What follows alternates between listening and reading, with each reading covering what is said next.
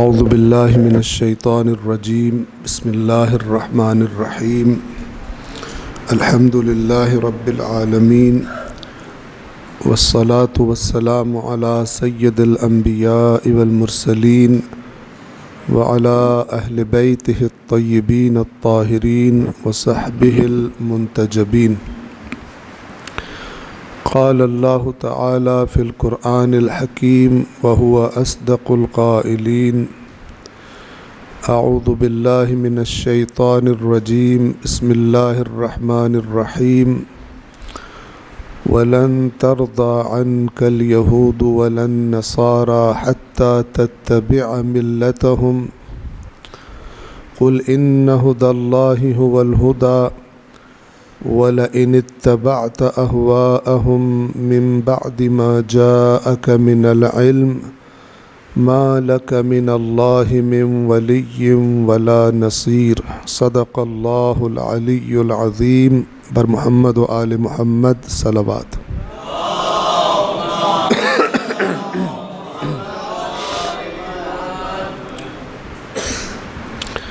ہماری آج کی اس گفتگو کا موضوع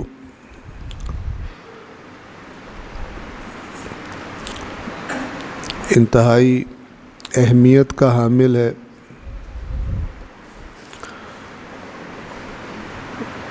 اور یہ اہمیت اس کی اسلام کی تحریک کے آغاز کے زمانے میں بھی تھی،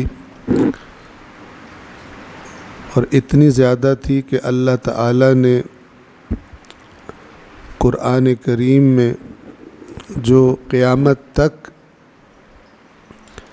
ہدایت اور رہنمائی کی کتاب اللہ تعالی نے قرار دی ہے، تو اس قرآن کریم میں کئی مقامات پر مسلمانوں کے اہل کتاب کے ساتھ تعلقات، بلکہ کلی طور پر غیر مسلموں کے ساتھ تعلقات، چاہے اہل کتاب ہوں، یہودی ہوں یا مسیحی ہوں، اور چاہے غیر اہل کتاب جیسا کہ خود مکہ کے کافر اور مشرک۔ تو ہم نے چند آیات کا قرآن کریم کے اندر سے انتخاب کیا تاکہ جو صحیح تصور اور صحیح روش اور پالیسی قرآن کریم نے بیان کی ہے غیر مسلموں سے تعلقات کے بارے میں، وہ آپ کی خدمت میں عرض کی جا سکے۔ جو میں نے پہلی آیت تلاوت کی، یہود و نصارہ کے بارے میں شاید سب سے زیادہ یہی آیت آپ نے سنی ہوگی، اور وہ آیت کیا ہے؟ سورۃ البقرہ کی آیت نمبر 120۔ وَلَن تَرْضَىٰ عَنْكَ الْيَهُودُ وَلَا النَّصَارَىٰ حَتَّىٰ تَتَّبِعَ مِلَّتَهُمْ، اور ہرگز کبھی بھی راضی نہیں ہوں گے اے رسول آپ سے، نہ یہود نہ نصارہ، کبھی آپ سے راضی نہیں ہوں گے، آپ یعنی جو مرضی کر لیں، یہاں تک کہ آپ ان کے آئین کی پیروی اختیار کر لیں۔ یعنی آپ کو جو دین دے کر، جو پیغام دے کر، جو آئین دے کر اللہ نے بھیجا ہے، اگر آپ اس کو چھوڑ دیں اور ان کا آئین اختیار کر لیں، صرف یہ ایک راستہ ہے انہیں راضی کرنے کا۔ البتہ اس سے اگلی کہانی بھی ہے جو ہمارا موضوع نہیں ہے، کہ یہود و نصارہ بھی ایک دوسرے کے سخت مخالف۔ اسی پہلے جز میں قرآن کے اسی سورۃ البقرہ میں فرمایا وقالت اليهود ليست النصارى على شيء وقالت النصارى لیست الیہود علی شیء، یہودی کہتے ہیں کہ نصارہ بالکل بے بنیاد ان کا دین ہے، ان کے ہاتھ پلے کچھ نہیں، اور نصارہ کہتے ہیں یہودیوں کا دین بالکل بے بنیاد ہے، ان کے ہاتھ پلے کچھ نہیں۔ تو یہ اگلی کہانی ہے کہ اگر کوئی اپنے دین کو چھوڑ کر ان کا دین اختیار کرنے کے لیے جائے تو پھر کس کا کرے، چونکہ یہ دونوں بھی ایک دوسرے کے سخت دشمن۔ توجہ فرما رہے ہیں، صلوات پڑھیں محمد وآل محمد۔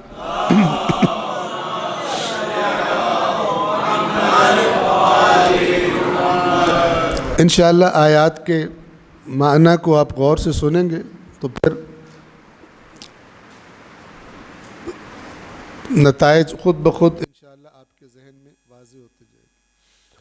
تو کیا فرمایا سورۃ البقرہ آیت نمبر 120 میں کہ اے رسول، یہ یہود و نصارہ ہرگز آپ سے راضی نہیں ہوں گے مگر یہ کہ آپ اپنا آئین چھوڑ کر ان کا آئین اختیار کر لیں، حتی تتبع، یہاں تک کہ آپ اتباع کر لیں ملتہم۔ ملت عربی زبان میں آئین کو کہتے ہیں جسے فالو کیا جاتا ہے، جس کے یعنی وہ مرکزی چیز جس کے ارد گرد افراد کی زندگی گھومتی ہے، ان کا نظریہ۔ ہمارے یہاں اردو میں قوم کے معنی میں ملت استعمال کیا جاتا ہے۔ اس کے بعد اللہ تعالیٰ کیا فرماتا ہے؟ قل، اے رسول آپ کہہ دیجئے، ان ھدی اللہ ھو الھدی، کہ بے شک اللہ کی ہدایت ہی ہدایت ہے۔ یعنی جب یہ اس قسم کا مطالبہ کریں آپ سے آ کر، اپنے عقائد آپ کے سامنے رکھیں، اپنے نظریات رکھیں، تو آپ ان سے کہیں کہ ہدایت وہ نہیں ہے جو تم جس کی طرف دعوت دے رہے ہو، ہدایت وہ ہے اصل میں جو اللہ کی طرف سے آئی، وہ معیار۔ قل، کہہ دیجئے، ان بے شک ھدی اللہ ھو الھدی، اللہ کی ہدایت ہی اصل ہدایت۔ اس سے اگلا حصہ آیت کا سخت ہے، اور یہ الفاظ بتاتے ہیں کہ اللہ تبارک و تعالی اپنے دین کے بارے میں جب وہ کوئی واضح حکم دے دے تو پھر نبی کو بھی یہ اختیار نہیں ہے کہ اس میں کوئی لچک پیدا کرے۔ اس کی ایک مثال یہ ہے، کیا فرمایا؟ وَلَئِنِ اتَّبَعْتَ أَهْوَاءَهُمْ مِنْ بَعْدِ مَا جَاءَكَ مِنَ الْعِلْمِ، اور اے رسول اگر علم آ جانے کے بعد بھی آپ نے ان کی خواہشات کی پیروی کی، یعنی اللہ کی طرف سے علم آ گیا آپ کے پاس، پھر بھی ان کا بڑا پریشر ہے، ان کے ساتھ کوئی ایگریمنٹ ہو جانے میں بڑے فوائد ہیں، تو اگر آپ نے ان کی پیروی کی، ان کی خواہشات مانی، ما لک من اللہ من ولی ولا نصیر، تو پھر اللہ کے مقابلے میں آپ کا نہ کوئی دوست بنے گا نہ کوئی مددگار بنے گا۔ یعنی اللہ کا یہ حکم اٹل ہے، آپ نے فالو کرنا ہے۔ الفاظ پہ آپ غور کریں، ما لکا، آپ کا کوئی نہیں ہوگا، من ولی، دوست کہیں، کارساز کہیں، ولا نصیر، نہ کوئی مددگار۔ تو میں نے عرض کیا یہ سورۃ البقرہ کی آیت نمبر 120 زیادہ تر یہ پڑھی جاتی ہے۔ یہ اپنی جگہ پر اپنے دائرہ کار میں، کہ اس آیت کا بھی ایک دائرہ کار ہے، اس میں بالکل یہی حق ہے اور یہی حقیقت ہے، اور یہی ایک مسلمان کا رویہ ہونا چاہیے۔ لیکن آیا یہ آیت کریمہ تمام یہودیوں اور نصرانیوں کے بارے میں؟ یہ بات سمجھنے والی۔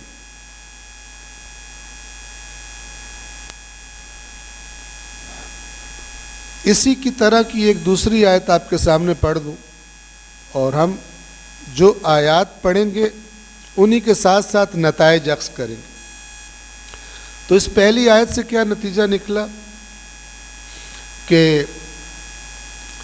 یہود و نصارہ کو تم خوش نہیں کر سکتے۔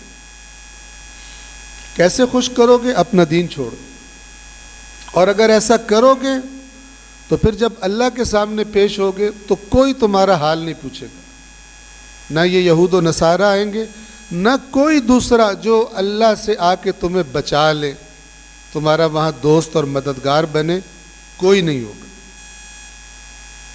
یہ واضح ہو گیا۔ اسی طرح کی جو دوسری آیت ہے وہ سورۃ المائدہ کی آیت نمبر 51 ہے، 51۔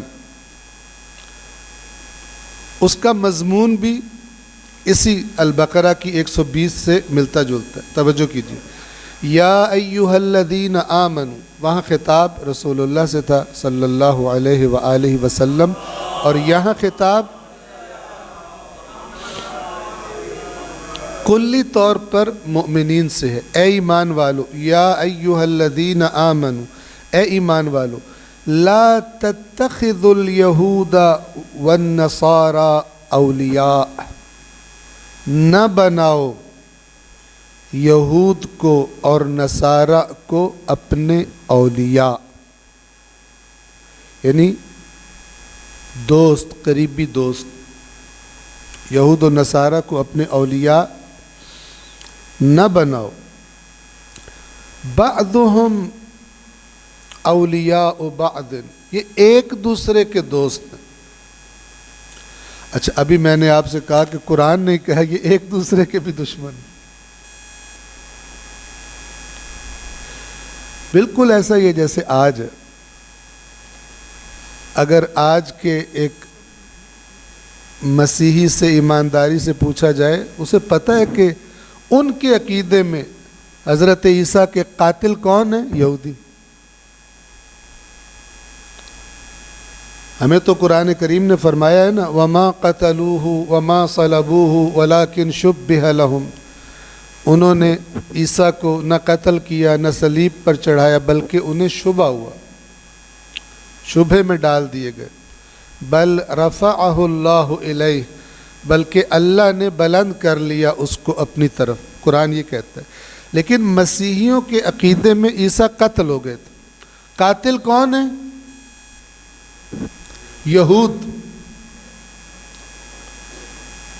آج آپ اہل بیت اطہار کے قاتلوں کے بارے میں دل میں کیا جذبہ رکھتے؟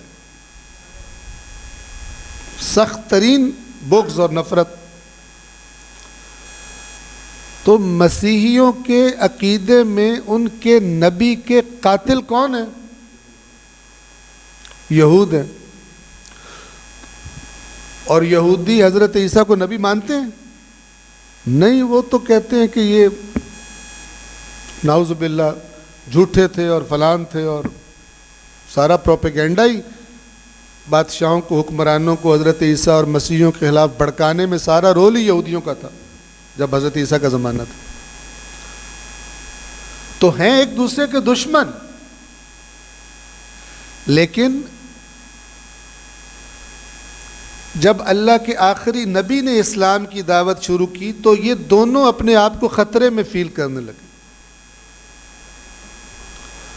اور ان کے بڑوں نے رسول اللہ کی دشمنی میں آپس میں بھی ساز باز کر لی، جیسے آج کی ہوئی۔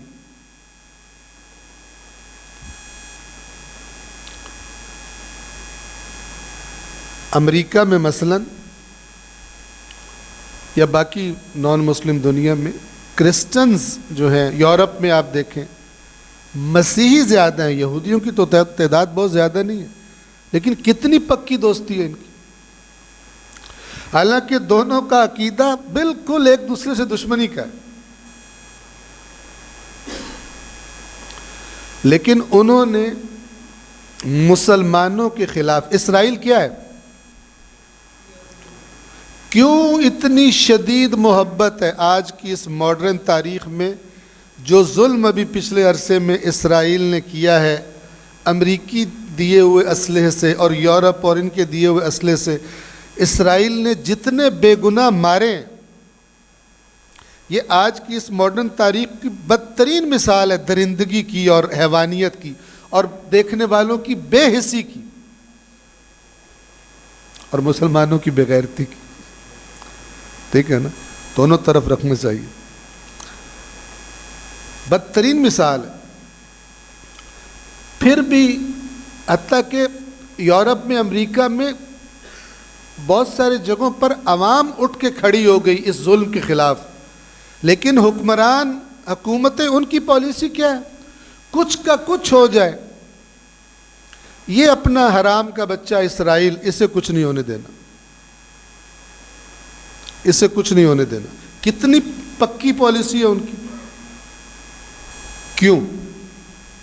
مسلمانوں کے علاج کے لیے بنایا ہے اس کو. امام خمینی رضوان اللہ تعالی علیہ اس بات کو بڑی اچھی طرح سمجھتے تھے. انہوں نے اسے کینسر کے پھوڑے کا نام دیا تھا. اسلامی سرزمین کے بدن پر اسرائیل کینسر کا پھوڑا ہے. تو کینسر کو کیا کرنا ہوتا ہے؟ ریموو کرنا ہوتا ہے اس ٹیومر کو، اس پھوڑے کو. اسے باقی نہیں رکھا جا سکتا وہاں پر، کیونکہ وہ جانتے تھے کہ یہ جان بوجھ کر یہود و نصارہ نے اس کو اسلامی سرزمین پر بنایا. بھائی اسرائیلیوں کو، یہودیوں کو تم کہتے ہو بہت مارا. کس نے مارا؟ ہٹلر نے. تو جرمنی میں ان کو بٹھاؤ. اگر ایک جرمن بادشاہ نے، ایک جرمن لیڈر نے یہودیوں پہ ظلم کیا ہے تو وہاں گھساؤ ان کو. اور اگر تمہیں بہت درد ہے تو اپنے ملکوں میں بسا لو. مسلمانوں کی سرزمین میں کیوں گھساتے ہو؟ تو یہ انہوں نے اسلامی سرزمین پر اپنی ایک چھاونی، کینٹونمنٹ بنائی، اپنی فوج، تاکہ اسی مورچے سے اسلامی دنیا کو قابو میں رکھا جائے، جیسا کہ کر رہے ہیں فل بدماشی سے. توجہ فرما رہے ہیں؟ تو معاملہ سمجھنے والا ہے.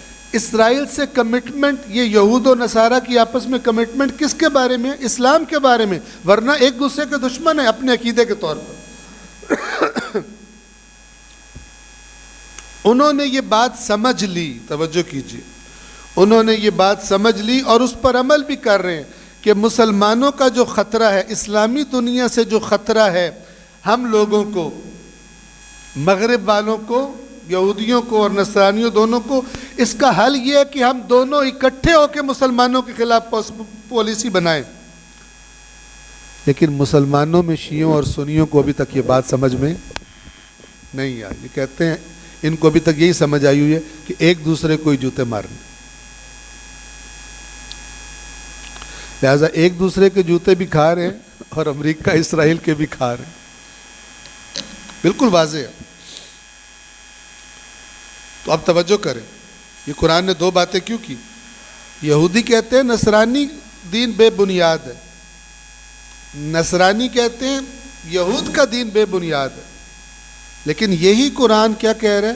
یہ ایک دوسرے کے دوست ہیں. کیوں ایک دوسرے کے دوست ہیں؟ آیات جب نازل ہوئی ہیں تو کیا حالات ہیں اس کے تناظر کو جاننا ضروری ہے.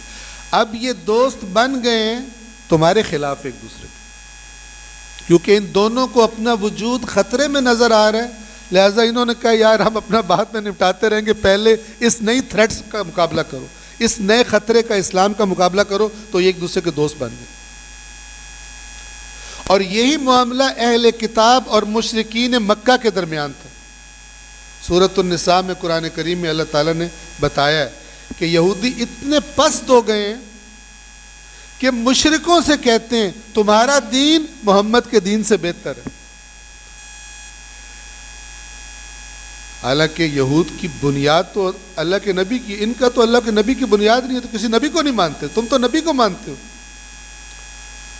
تم تو اصالتاً اللہ کی توحید کے قائل ہو، یہ تو مشرک ہیں، بت پرست ہے، تم بت پرست نہیں ہو، اور تمہیں اتنا بغض ہے مسلمانوں کا کہ تم مشرکوں سے کہہ رہے ہو جو تمہارے نزدیک بالکل گمراہ لوگ ہیں، ان کے بغض میں ان کی خوشامد کرتے ہو اور کہتے ہو. چونکہ جب یہ جاتے تھے نا یہودی مکے والوں کو اکساتے تھے کہ حملہ کرو مدینے پر اور ختم کرو یہ رسول اور اس کی پوری ٹیم کو، تو پھر کسی نے ان سے کہا کہ تمہارے خیال میں وہ ہدایت پر ہیں یا ہم ہدایت پر ہیں؟ انہوں نے کہا وہ گمراہ ہے، تم لوگ یہ بت پرست، تم ہدایت پر ہو. یہ تناظر ہے. آپ دیکھیں اسلام کی تحریک ہے، رسول پاک مدینہ میں ہے، مدینہ میں یہودی آباد ہے جو بدترین دشمنی پہ اترے ہوئے ہیں، اور اتنی شدید دشمنی مسیحیوں کی نہیں ہے، آ جائے گا آگے، لیکن جب ٹائم آتا ہے تو یہ دونوں ایک دوسرے کے ساتھ ہیں. یعنی عیسائی بھی مسلمانوں سے الائنس نہیں کرتا ہے تو یہودیوں سے ہی کرتا ہے. اپنے عقیدتی اختلافات کی بنا پر کہتے ہیں ٹھیک ہے ہمارا اختلاف ہے، عقیدہ اپنا اپنا، لیکن مشترکہ دشمن سے لڑنا ہے. تو یہ عیسائی اور یہودی آپس میں کر لیتے ہیں، مسلمانوں سے نہیں کرتے. عیسائی اور یہودی مشرکین سے اتحاد کر لیتے ہیں تمہارے ساتھ، تم ان کے لیے خطرہ ہو. یہ بات قرآن مجید نے سمجھائی ہے، لیکن یہ بات بھی قرآن مجید نے سمجھائی ہے کہ سارے کے سارے یہود اور نصارہ ایک جیسے نہیں. یہ آیات کن کے بارے میں؟ جو تمہارے دین میں تمہارے مخالف اور دشمن ہیں اور تم پہ جنگیں مسلط کرتے ہیں اور تمہارے خلاف سازشیں کرتے ہیں. لیکن ایسے بھی یہود و نصارہ ہیں جو اپنے ان کو کوئی یعنی اسلام کی مخالفت میں کچھ بھی نہیں کر رہے. ان کے ساتھ کیا رویہ ہے وہ انشاءاللہ آگے آئے گا. صلوات پڑھیں محمد والے.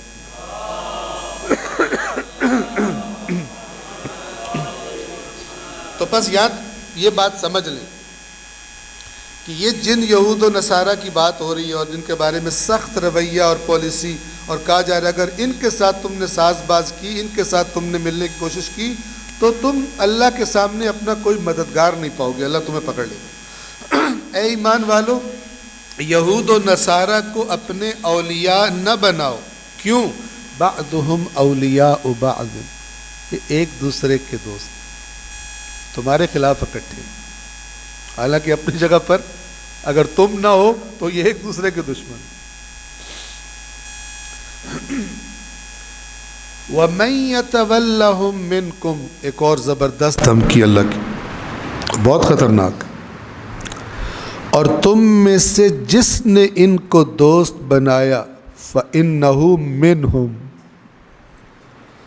تو پھر یقیناً وہ انہی میں سے ہے، وہ اسلام کی امت کا حصہ نہیں. تو اللہ تعالیٰ تو تکلف نہیں کرتا نا، کوئی ناراض ہو جائے گا. تو ابد تک یہ قانون ہے کہ جو اسلام کے مخالف ہیں اور اسلام کے دشمن ہیں اللہ کے دین کے، اسے ختم کرنا چاہتے ہیں، اسے نیست و نابود کرنا چاہتے ہیں. تمہیں اگر شوق ہو رہا ہے ان سے دوستی کرنے کا تو تم انہی میں سے ہو. اس کا مطلب کیا ہے؟ اس کا مطلب یہ کہ جب قیامت کے دن تمہیں اٹھایا جائے گا تو تمہیں انہی یہود و نصارہ کے ساتھ اٹھایا جائے گا. اور وہ بھی کون سے؟ جو گمراہی اور اسلام دشمنی والے یہود و نصارہ، ان کے ساتھ تمہیں معشور کیا جائے گا. وَمَن يَتَوَلَّهُم مِّنكُمْ فَإِنَّهُ مِنْهُمْ، تو جس نے بھی تم میں سے ان کو اپنے اولیاء بنایا، دوست بنایا، تو یقیناً انہو، یقیناً وہ شخص منہم، ان میں سے. قرآن کی فورن پالیسی. البتہ بزدلوں کو اس سے غرض نہیں ہے. بزدلوں کے لیے قرآن کیا معنی رکھتا ہے؟ چومو، چاٹو، ثواب لو، فلان کرو، ٹھیک ہے نا. اپنی محفلوں کے شروع میں تلاوت کر دو، پتہ سور کوئی نہ ہو بھی کیا کہہ رہی ہے تلاوت.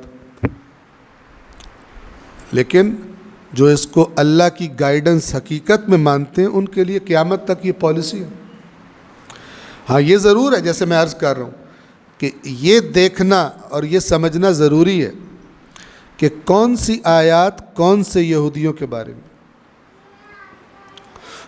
آگے مزید واضح ہو جائے گا. تم میں سے جس نے ان کو دوست بنایا تو وہ یقیناً انہی میں سے ہے. اور آخری جملہ اس آیت کا ان اللہ لا یہدی القوم الظالمین، یقیناً اللہ ظالم قوم کی ہدایت نہیں کرتا۔ یہ مسلمانوں کو دھمکی دے رہا ہے اللہ، چونکہ خطاب شروع میں کس سے ہے؟ یا ایھا الذین آمنوا۔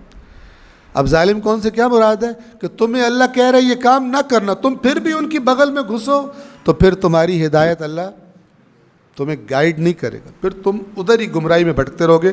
اگرچہ اپنے آپ کو بڑا سمجھو گے، بڑی یاریاں ہو گئی ہیں ٹرمپ سے، تو بڑی نیتنیاہو سے یاریاں ہو گئی ہیں، لیکن وَإِنَّ اللَّهَ لَا يَهْدِي الْقَوْمَ الظَّالِمِينَ۔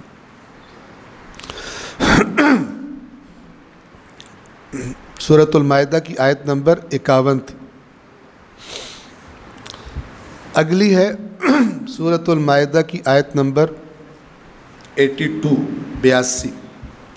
آپ کو پتہ ہے سورۃ البقرہ میں بہت زیادہ ذکر ہے، یہودیوں کا بہت زیادہ ہے، مسیحیوں کا بھی ہے لیکن کم ہے۔ سورۃ النساء میں ان دونوں کا ذکر ہے، سورہ آل عمران میں، بقرہ کے بعد آل عمران میں بہت زیادہ ذکر ہے، اس کے بعد سورۃ المائدہ میں بہت زیادہ ذکر ہے۔ یہ بڑی بڑی صورتیں بھری ہوئی ہیں یہود و نصارہ کے ذکر سے، اور بتایا گیا کہ انہوں نے اپنے نبیوں کے بعد ان کے نام پہ خود سے دین اور جنت ہماری ہے صرف اور کوئی دوسرا جا نہیں سکتا، تو پتہ نہیں کیا کیا۔ اور اللہ کے نبی جب آخری نبی تشریف لائے، حالانکہ یہ ان کے نبیوں نے بتایا تھا آخری نبی نے آنا ہے، نشانیاں پتہ تھی ان کو، پھر بھی دشمن بن گئے، چونکہ جو یہ نظریات بنا چکے تھے اللہ کا نبی ان کو اچھا ہی نہیں لگتا تھا، کہتے تھے یہ جو بولتا ہے ہمارے خلاف ہی بولتا ہے۔ ٹھیک ہے، سورۃ المائدہ آیت نمبر 82۔ اب اس آیت میں اللہ تعالیٰ مسلمانوں سے، مومنوں سے دشمنی کے معاملے میں یہود و نصارہ کا کمپیریزن فرما رہا اور یہ بتا رہا ہے کہ مومنوں سے دشمنی میں تم یہودیوں کو بہت سخت پاؤ گے، یہ بہت زیادہ دشمن ہے۔ اسی لیے شاید مسلمانوں کے خلاف یہودیوں کا ملک بنوایا انہوں نے، چونکہ ان کو زیادہ نفرت ہے۔ مسیحیوں کا معاملہ اتنا شدید نہیں ہے۔ آپ دیکھیں بنانے والے کون ہیں؟ اسرائیل، مسیحی، جو جن لوگوں نے اسرائیل کو یعنی اوکے کیا، برطانیہ، امریکہ وغیرہ، یہ بظاہر کرسچن اپنے آپ کو کہتے ہیں، تو ان کو تو چاہیے تھا نا پھر کرسچنس کا ہی بناتے وہاں پر اپنے ہم مذہب لوگ، لیکن کن کا بنایا؟ اس لیے کہ ان کو بھی پتہ ہے کہ یہ زیادہ بدترین دشمن ہے مسلمانوں کا۔ لَتَجِدَنَّ أَشَدَّ النَّاسِ عَدَاوَةً لِلَّذِينَ آمَنُوا الْيَهُودَ،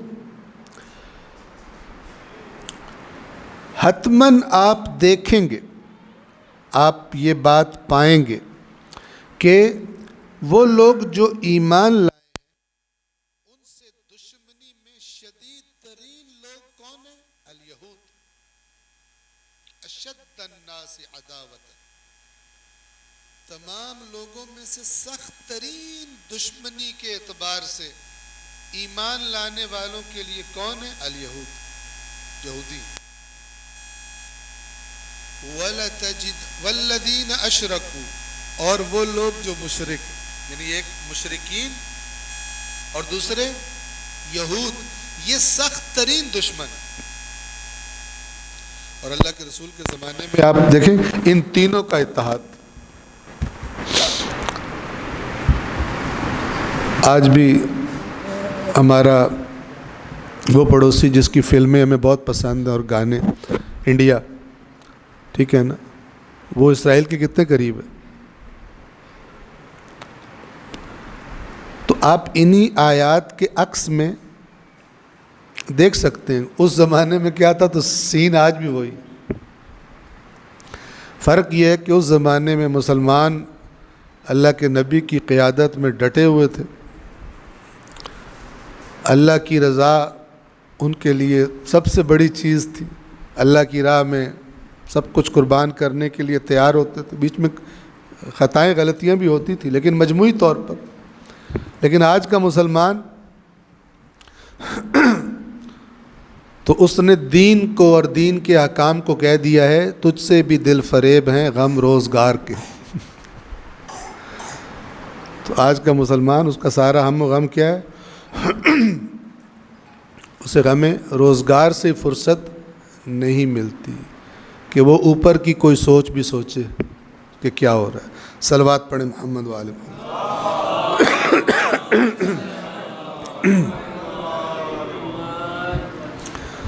تو پس یہاں پر قرآن نے کیا بیان کر دیا کہ نان مسلمز میں، یعنی اس زمانے میں جو مسلمان نہیں ہیں، یہود، نصارہ، مشرکین، 3 بڑے گروہ ہیں. ان میں سے زیادہ شدید دشمن کون ہیں مسلمانوں کے؟ یہودی اور مشرک. پھر اللہ فرماتا ہے اسی آیت میں وَلَتَجِدَنَّ أَقْرَبَهُمْ مَوَدَّةً لِلَّذِينَ آمَنُوا الَّذِينَ قَالُوا إِنَّا نَصَارَى. اور یہ اگر مسلمان حکمرانوں کو اللہ توفیق دے اور جان دے اور ایمان دے تو یہ پالیسی اپنانی چاہیے. مسیحی عوام کو یہ اللہ پہلے یہ الفاظ سن لیں، اور آپ حتماً پائیں گے مودت کے اعتبار سے قریب ترین، یعنی دوسرے جو گروہ موجود ہیں معاشرے میں. اب اس بات کو سمجھیں، ایک جگہ پہ اللہ کہہ رہے کہ یہ یہود و نصارہ تم سے راضی نہیں ہوں گے، اور ایک جگہ پہ کہہ رہے مودت کے اعتبار سے تمہارے قریب، یعنی انہی نصارہ میں یہ جو کچھ لوگ ہیں جو تمہارے دشمن ہیں، اور انہی کی چونکہ عوام ہوتے ہیں، اچھے لوگ بھی ہوتے ہیں، ان مسیحیوں میں وہ لوگ بھی ہیں کہ جن کے دل تمہاری طرف مائل ہیں، جو نیک اور اچھے لوگ ہیں. تو تمہیں بھی یہ پتہ ہونا چاہیے کہ سب کے ساتھ ایک رویہ، سارے ایک جیسے نہیں ہیں. وَلَتَجِدَنَّهُمْ أَقْرَبَهُمْ مَوَدَّةً. مودت وہاں پہ کیا تھی؟ عداوت. یہاں پہ کیا ہے؟ مودت. مودت کے اعتبار سے آپ قریب ترین پائیں گے کن کے؟ ان لوگوں کے جو ایمان لائے ہیں. کن کو قریب ترین پائیں گے؟ ان لوگوں کو جو کہتے ہیں ہم نصارہ ہیں. الذین قالوا انا نصارى ذلك بأن منهم قسیسین ورہبانا وأنهم لا يستكبرون. یہ اس لیے کہ ان میں مسیحیوں میں رہبان، جو ذرا دنیا سے دور لوگ، قسیسین ان کے علماء کو کہتے ہیں، خاص ان کی اصطلاحیں، ٹھیک ہے. اور صفت کیا بتائی؟ وَأَنَّهُمْ لَا يَسْتَكْبِرُونَ. ان میں وہ تکبر نہیں ہے جو یہودیوں، اور اکڑ نہیں ہے. اکڑ وہ نہیں ہے جو یہود اور مشرکین میں پائی جاتی. تو اگر آپ دیکھیں تو یہ آیت مسلمان کیا پالیسی بنائیں گے لوگوں سے تعلقات کی، گائیڈ کر رہی ہے کہ بھائی جب میں نے کہا یہود و نصارہ کی پیروی تم سے کبھی راضی نہیں ہوں گے جب تک ان کی بات آئین نہ مان لو. یہ سارے نہیں ہیں، یہ سارے نہیں ہیں. جو ہیں ان کے خلاف تم نے وہی رہنا، وہی حکم ہے. لیکن جو عام ہے، دوسری دنیا کو اسلام کس نے پہنچانا ہے، اس کے لیے ان کے ساتھ نارمل تعلقات، اچھا برتاؤ، نو پرابلم. لیکن جو تمہارے دین کا دشمن ہے اس کو پھر اپنے سر پہ مسلط نہیں کرنا، اس سے پکی یاریاں نہیں لگانی. لیکن آج کا مسلمان کیا کر رہا ہے؟ یعنی آج کے مسلمان نے اللہ پر ایمان اور اللہ کی مدد پر ایمان یہ چھوڑ دیا ہے، اور باور کر لیا کہ آج مثلاً امریکہ وغیرہ کے مقابلے میں اللہ تعالیٰ ہماری مدد نہیں کر سکتا، لہٰذا ان کے نیچے لگ گئے. توجہ کر رہے ہیں؟ اور آپ دیکھیں ایک مرتبہ جب کچھ عرصہ پہلے شہید اسماعیل ہنیہ پر حملہ ہوا ایران میں، یہاں پہ کتنے بعض لوگ زہر اگل رہے تھے.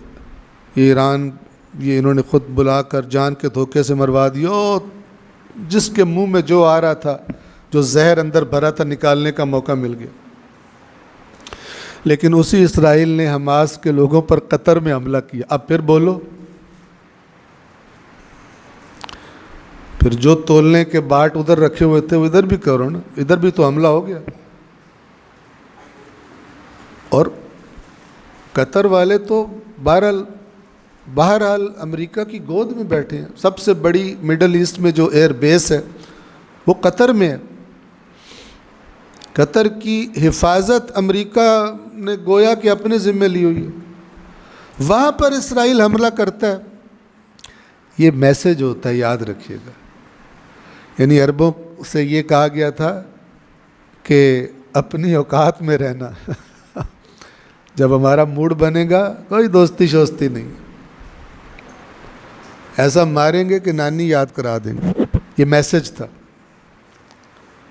پھر بعد میں ٹرمپ نے کہا مجھے تو پتہ ہی کوئی نہیں، اگر مجھے پتہ کوئی نہیں تو آئندہ نہیں کریں گے، آئندہ قطر۔ لیکن جب کرنا ہوتا ہے، جو ہے جرم ضعیفی کی سزا مرگ مفاجات۔ کمزور ہے۔ ابھی حضرت ٹرمپ کو پتہ نہیں 400 ملین کتنے کا وہ جیٹ گفٹ کیا تھا انہوں نے، بوئنگ کا گفٹ، بدلے میں اسرائیل نے میزائل مار دی ان کے قطر میں۔ اوقات یاد کرائی۔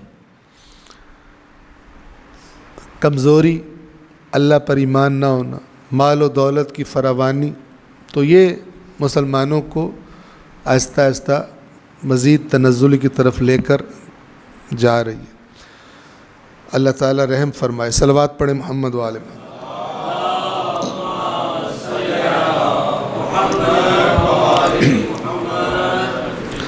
تو یہ مسیحیوں کی ایک صفت کیا بتائی؟ یہود اور مشرکین کے مقابلے میں ان میں تکبر نہیں ہے۔ یعنی وہ جو ایک، پھر کہہ رہا ہوں سارے نہیں، ٹرمپ بھی کرسچن ہے تو وہ تو تکبر کی علامت ہے مجموعی طور پر۔ اس بات کو سمجھیں، کمپیریٹیولی مجموعی طور پہ جب تم دونوں قوموں کو دیکھو گے تو ان میں اچھے لوگ ہیں، ان میں تمہارے بارے میں اچھے رویے رکھنے والے ہیں۔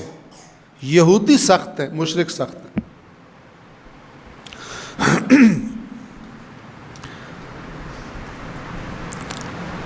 اچھا، اب اگلی آیت جو ہے وہ سورہ آل عمران کی آیت نمبر 113 ہے۔ اس سے پہلے جو آیت ہے آیت نمبر 112، اس میں اللہ تعالیٰ نے خوب مذمت کی ہے اہل کتاب کی۔ غور فرمائیے گا۔ کہا اللہ تعالیٰ نے ان پہ ذلت دے ماری ہے، ان پہ مسکنت دے ماری ہے، یہ تمہارا مقابلہ نہیں کر سکتے، کریں گے تو بھاگ جائیں گے، تو فلان ہو جائے گا، یہ ہو جائے گا، اس لیے کہ یہ انہوں نے اللہ کی آیات کا انکار کیا، یہ حدود سے تجاوز کرتے ہیں، انہوں نے انبیاء قتل کیے ہیں۔ یہ ساری مذمت کا بدترین صفات بتانے کے بعد آیت نمبر 113 میں سورہ آل عمران کی اللہ کیا فرماتا ہے؟ فرماتا ہے لیسو سواءن، یہ سارے ایک جیسے نہیں ہیں۔ یہ بہت امپورٹنٹ ہے۔ یعنی مسلمانوں سے کہا جا رہا ہے کہ یہ جو گڑبڑیں ہم تمہیں بتا رہے ہیں یہ مت سمجھنا A to Z سارے ہی ایک جیسے، اور ہر قوم میں ایسا ہوتا ہے۔ مجرم بھی ہوتے ہیں، گندے بدماش کرپٹ لوگ بھی ہوتے ہیں، ایماندار بھی ہوتے ہیں، اچھے بھی ہوتے ہیں، جو ظلم کو نہیں پسند کرتے۔ آج آپ کے خیال میں بہت سارے اختلافات ہیں مسلمانوں میں، مسیحیوں میں، عقائد کے اعتبار سے، نظریات کے اعتبار سے، لیکن آپ خود دیکھیں کتنے زیادہ مظاہرے ہوئے فلسطین کے مسلمانوں کے لیے جو مسیحیوں نے کیے امریکہ میں۔ حضرت ٹرمپ کی دھمکیوں کے باوجود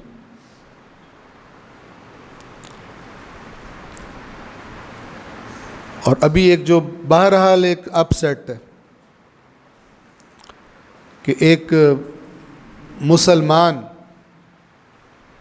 بہرحال ہے وہ مسلمان جو نیو یارک جیسے شہر کا میئر بن گیا، تو صرف مسلمانوں کے ووٹوں سے تھوڑی بنا ہے۔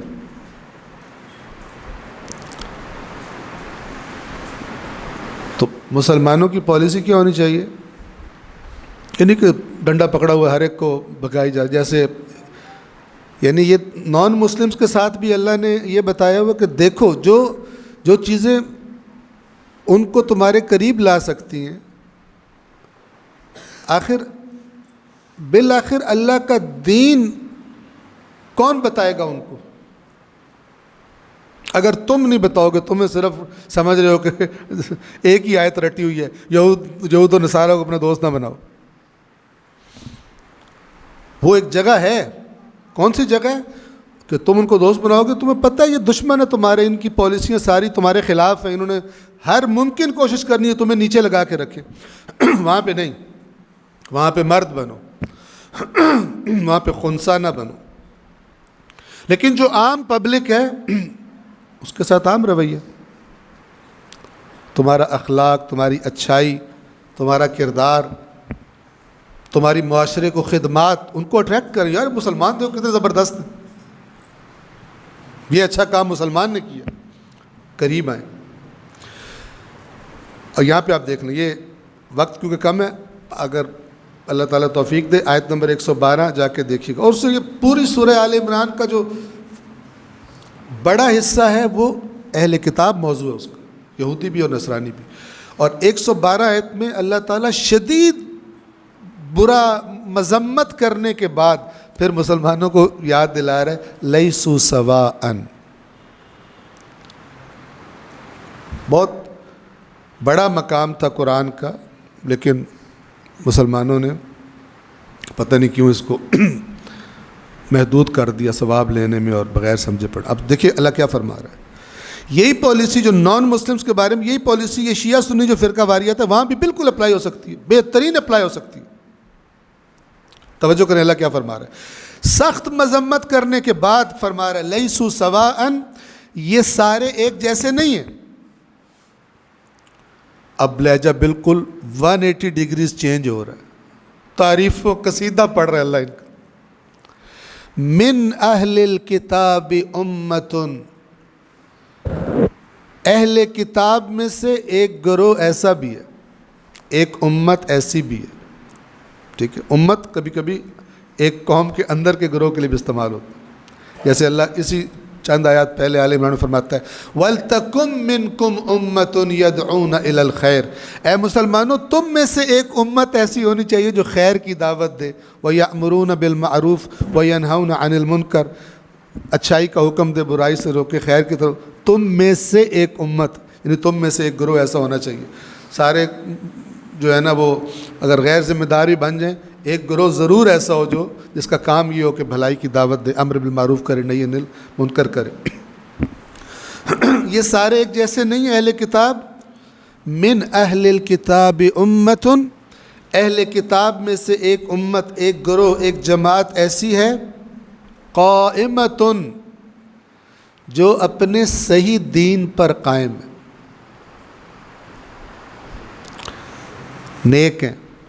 اب اللہ ان کی صفات بیان کر رہا ہے، لیکن یاد رکھ کیا فرما رہا ہے. من اہل الکتاب، اہل کتاب میں سے، قائمۃ سیدھے قائم اپنے دین پر، یتلون آیات اللہ آناء اللیل وہم یسجدون، رات کے لمحات میں اللہ کی آیات کی تلاوت کرتے ہیں. مراد تورات انجیل مراد. وہم یسجدون، اور سجدے کرتے ہیں. توجہ فرما رہے ہیں. بالکل 180 ڈگریز لہجہ چینج ہو گیا ان کی صفت کی وجہ سے.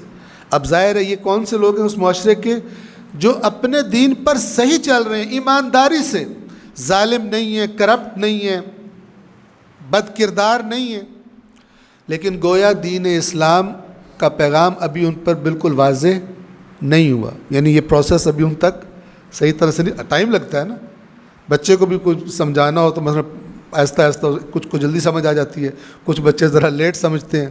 لیکن یہ بیسیکلی گندے لوگ نہیں. اللہ تعریف کر رہا ہے من اہل الکتاب امت قائمۃ یتلون آیات اللہ آناء اللیل وہم یسجدون. پھر آگے فرماتا ہے یؤمنون باللہ والیوم الآخر، 114 نمبر آیت میں، یؤمنون باللہ والیوم الآخر، ایمان رکھتے ہیں اللہ پر اور قیامت پر۔ رسول کا نام نہیں لیا اس لیے کہ رسول پر ایمان لیں، پھر اہل کتاب کہاں سے ہو گئے؟ یؤمنون باللہ والیوم الآخر ویأمرون بالمعروف، امر بالمعروف کرتے ہیں، وینہون عن المنکر، برائیوں سے روکتے ہیں۔ ٹھیک ہے، یہ ایک نہی عن المنکر کی شکل تھی جو اسرائیل کے ظلم کے خلاف احتجاج کر رہے تھے مسیح لوگ، یہ نہی عن المنکر کی شکل ہے اجتماعی طور پر ظلم کے خلاف احتجاج۔ وینہون عن المنکر ویسارعون فی الخیرات، اور جب نیکیوں کے کام ہو تو یہ جلدی کرتے ہیں، جلدی جلدی نیکیوں کی طرف بڑھتے ہیں۔ وَأُولَئِكَ، یہ قرآن کے لفظ، وَأُولَئِكَ مِنَ الصَّالِحِينَ، یہ صالحین میں سے۔ پھر اگلی آیت ہے 115، اس میں یہ سارا دیکھیں کیسی تعریف کر رہا ہے اللہ، انہی کی جن کے بارے میں کہہ رہا تھا ان پہ لعنت ہے، ان پہ غضب ہے۔ کیوں؟ مراد وہی ہے جو جن کی وہ صورتحال ہے، کیونکہ اللہ تو عادل ہے اور سبھی اللہ کی مخلوق ہے۔ ہماری نظریں بہت محدود ہو گئی نا، ہماری پرورش ہی فرقہ وارانہ ماحول میں ہوئی ہے۔ اتنے کرتے کرتے تنگ آئے کہ جو تقلید کرتے ہیں وہ کہتے ہیں غیر مقلد جو ہے نا ان کا بیڑا غرق ہے، اور جو غیر مقلد کہتے ہیں یہ مقلد سارے جو ہیں یہ جہنم میں جائیں گے۔ کاٹ کاٹ کے پیسز کاٹ کاٹ کے، اور جب کہ اللہ دیکھیں ان کے لیے بھی کہہ رہے ہیں سارے ایک جیسے نہیں۔ کیوں کہہ رہا ہے اللہ اس طرح کہ سب کو ایک نگاہ سے مت دیکھنا، یہ تو بڑے بڑے نیک لوگ ہیں ان میں۔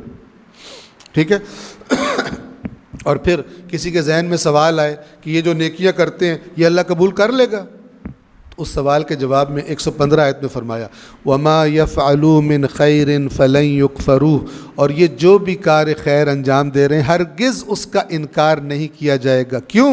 وَاللَّهُ عَلِيمٌ بِالْمُتَّقِينَ، اللہ تقوی والوں کو خوب جانتا ہے۔ یہ کن کے بارے میں لفظ ہیں؟ من اہل الکتاب امت، پس جن کے اللہ یہ صفات بتا رہا ہے ان کو تھوڑی کہہ رہا ہے کہ ڈنڈا لے کے پیچھے پڑ جاؤ ان کے، وہ ہیں جو تمہارے سے دشمنی کر رہے ہیں، وہ ہیں جو یہ حرکت کرتے ہیں، لیکن سب نہیں،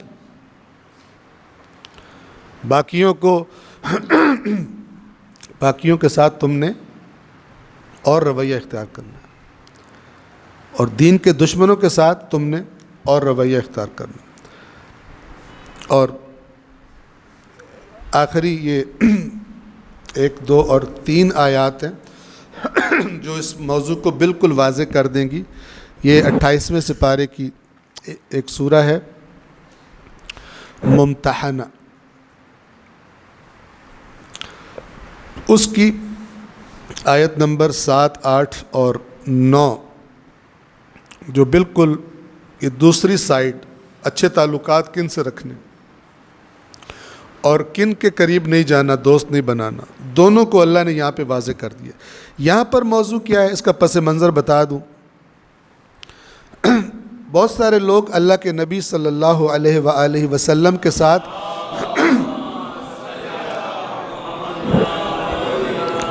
مکہ سے ہجرت کر کے مدینہ آئے تھے، ان میں سے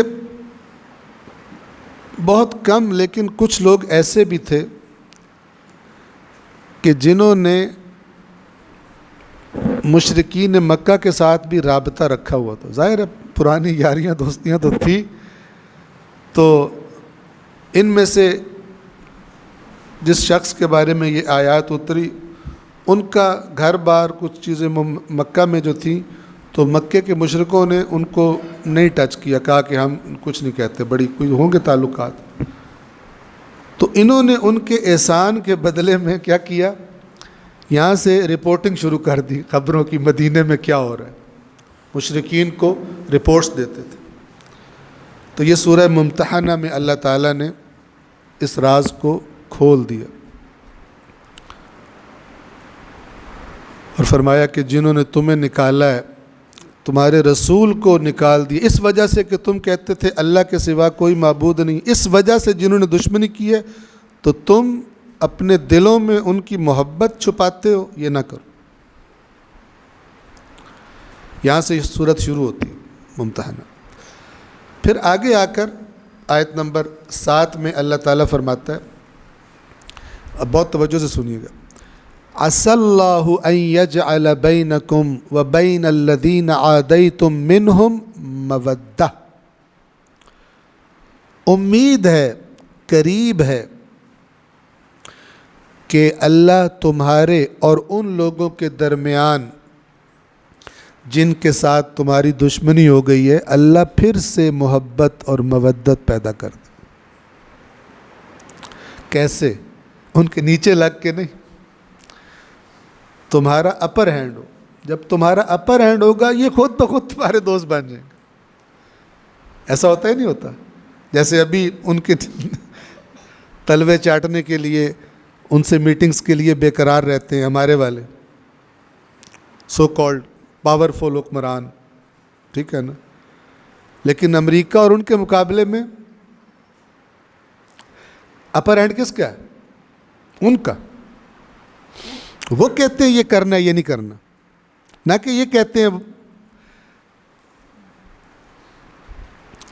تو اللہ تعالیٰ فرما رہا ہے کہ تم اپنے دین پہ ڈٹے رہو، اور تمہارے دل میں اگر تمہیں یاد آ رہی ہے نا کہ تمہارا چاچا ادھر ہے تو تمہارا ماما ادھر ہے تو تمہاری کزن ادھر رہ گئی ہے، تمہیں ابھی رک جاؤ مت، جب تک کہ اللہ تعالیٰ تمہیں ان پہ حالت جنگ میں ہو، وہ تمہارے دین کو نیست و نابود کرنا چاہتے ہیں، اس حالت میں تم ان کے ساتھ یاریاں بناؤ تو یہ خیانت ہے۔ ہاں اللہ تعالیٰ تمہیں فتح دے دے گا، خود بخود تمہاری دوستی ہو جائے، وہ خود چاہیں گے، تڑپیں گے، جو آج تمہیں مارنے کے در پہ ہیں اور تمہیں پیار آ رہا ہے ان پر، تو وہ خود تمہارے طرف مائل ہو جائیں گے، جیسا کہ ہوا فتح مکہ کے بعد۔ آپ دیکھیں قریب ہے کہ اللہ تمہارے اور ان لوگوں کے درمیان جن سے تمہاری عداوت ہو گئی ہے مودت پیدا کر دے۔ واللہ قدیر، اور اللہ قدرت رکھتا ہے۔ واللہ غفور الرحیم، اور اللہ بڑا مغفرت کرنے والا، رحم کرنے والا۔ اب یہ دو آیات کن سے دوستی منع ہے اور کن سے دوستی منع نہیں؟ لا ینہاکم اللہ، اللہ تمہیں منع نہیں کرتا، اللہ تمہیں منع نہیں کرتا، کن سے؟ عن الذین لم یقاتلوکم فی الدین، ان لوگوں سے جنہوں نے دین کے بارے میں تم سے لڑائی نہیں کی۔ مکے میں ایک طبقہ ایسا ہے جو لڑ رہا ہے، ڈٹا ہوا، ہر وقت سازشیں کر رہا ہے، اور ایک طبقہ ایسا بھی ہے جو ہے مشرک لیکن تمہارے دین کے معاملے میں کوئی کارروائی کسی میں شامل نہیں ہو۔ ان سے اللہ تمہیں منع نہیں کرتا، اللہ تمہیں منع نہیں کرتا ان لوگوں کے بارے میں جنہوں نے لم یقاتلوکم فی الدین، دین میں آ رہے، جنہوں نے دین کے معاملے میں تم سے جنگ نہیں کی۔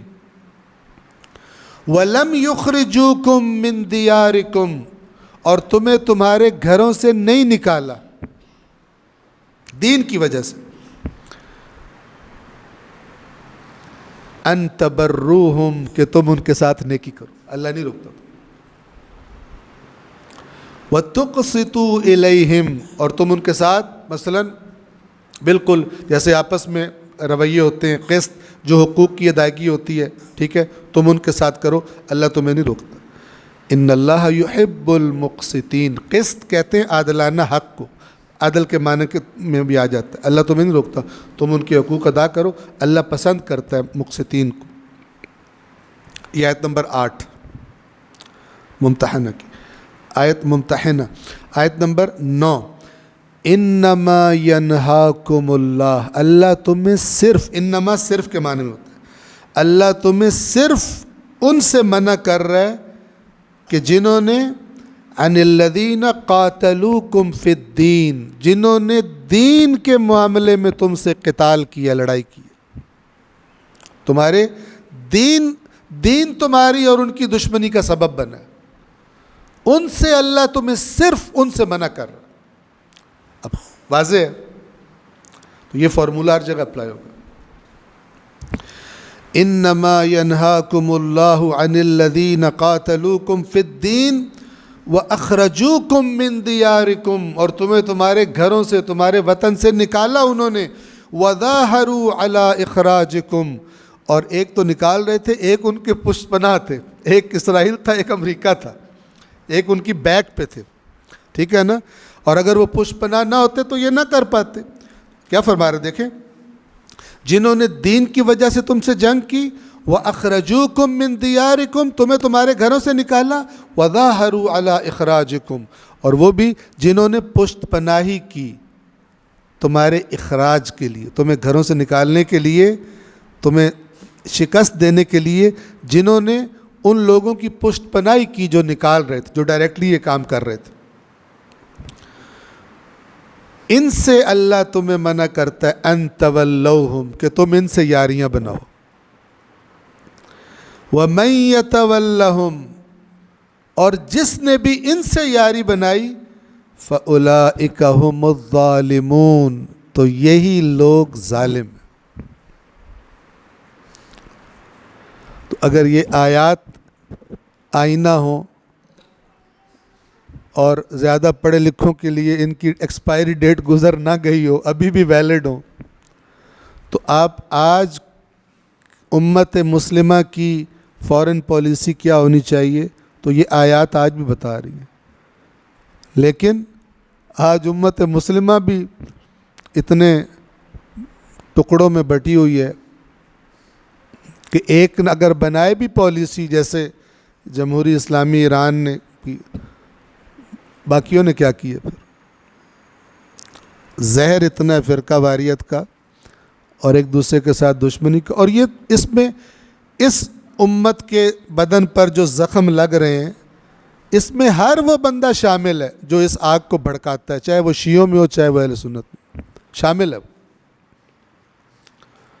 اور یہی وجہ ہے کہ جو واقعاً قرآن کریم اور فرامین محمد و آل محمد کو، ان کی روح کو سمجھنے والے، اور اسلام اور مسلمانوں کی کیا پالیسی ہونی چاہیے آپس میں دوسروں کے ساتھ، جو علماء یہ سمجھتے ہیں. اور ان میں سب سے بڑی مثال آج کے زمانے میں رہبر انقلاب آیت اللہ خامنائی، اور اسی طرح آیت اللہ سیستانی، ان دونوں کی تاکیدات آپ دیکھ لیں. شیعہ سنی معاملات کیا ہیں؟ شدید ترین تاکید کرتے ہیں کہ ایسی چیزیں جو بھڑکاتی ہیں آگ کو، یہ نہ کی جائیں. اور مجھے زندگی میں 2 دفعہ موقع ملا ہے آیت اللہ سیستانی سے ملاقات کا، نجف اشرف میں. تو جو دوسری ملاقات تھی، اس میں چند ایک سوال میں نے پوچھنے تھے. جب میں نے اپنے سوال پوچھ لیے اور وہ ملاقات ختم ہونے لگی، تو انہوں نے پھر خود سے کہا کہ ایک نصیحت میری طرف سے بھی سن. تو میں نے کہا کہ جی بسم اللہ. تو آیت اللہ سیستانی نے فرمایا کہ پاکستان میں کوشش کرو کہ جو تمہاری محفلیں ہوتی ہیں نا، ان میں اہل سنت آئیں. اگر شیعوں کی محفلوں میں اہل سنت آئیں، نارمل فیل کریں اور یہ بن جائے ماحول، تو اس میں تشیع کی فتح ہے. کیونکہ دشمن شدت سے چاہتا ہے کہ یہ دونوں بالکل سیپریٹ رہیں اور ایک دوسرے ظاہر ہے جب دور رہتے ہیں تو پھر بدگمانیاں بھی زیادہ، نفرتیں بھی زیادہ.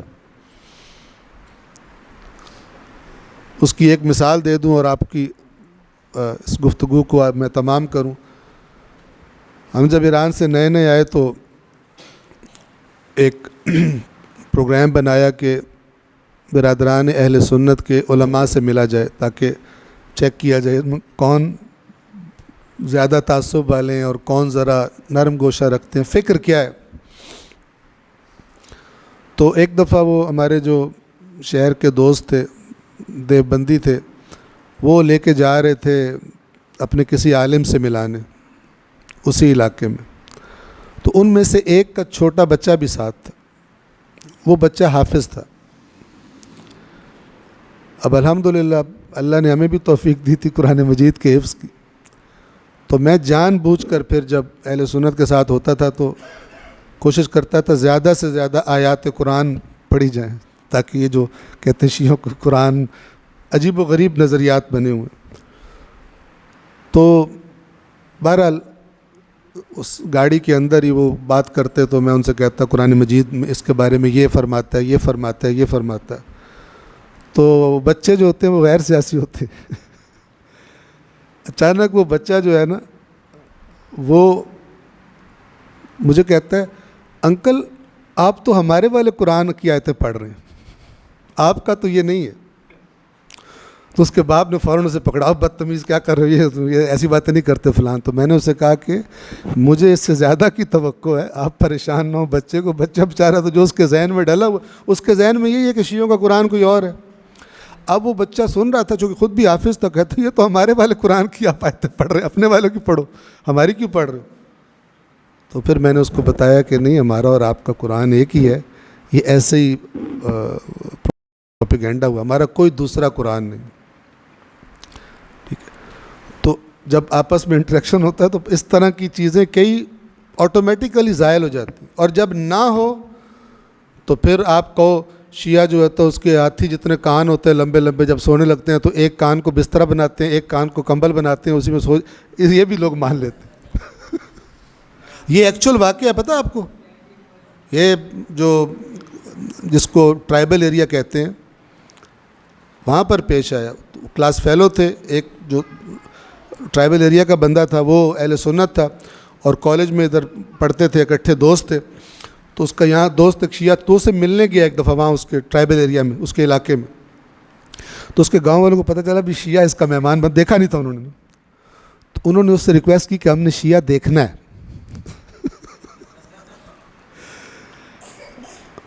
تو اس کو یہ ہوا کہ یہ کوئی نقصان نہ پہنچائیں، مطلب وہ کریں۔ تو ان سب نے کہا کہ نہیں، مطلب ہم کچھ بھی نہیں کہتے، ہمیں صرف دیکھنا ہے۔